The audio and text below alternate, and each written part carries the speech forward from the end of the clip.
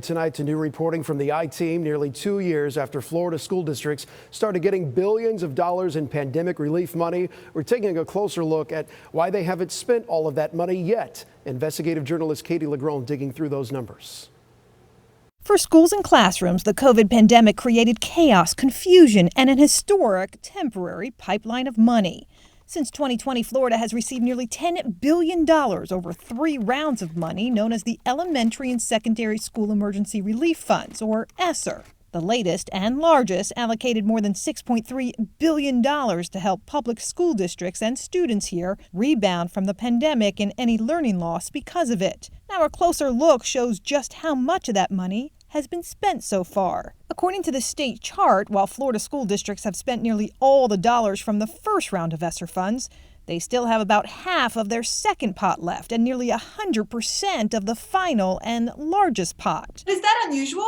It's not unusual. Chad Alderman works with Economics, a group out of Georgetown University studying pandemic relief spending trends among districts nationwide. In general, I think there's enough to be concerned that the pace of spending has not been at what it could have or should have been. In Florida, just 3.4% of districts have started spending the final round of money.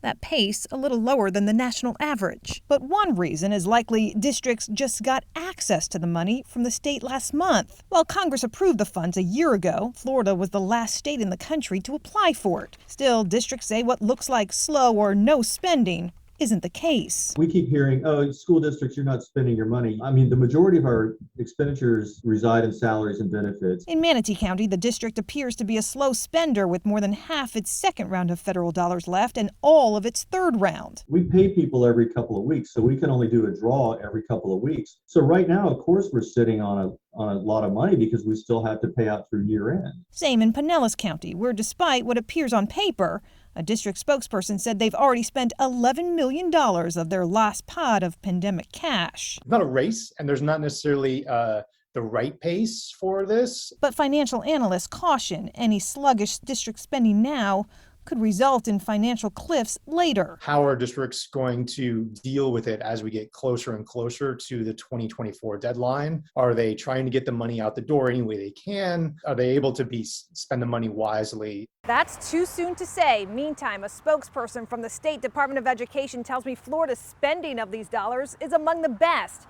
And remember, these are multi-year grants with the last deadline to spend these dollars not until September 2024. Katie LaGrone, back to you.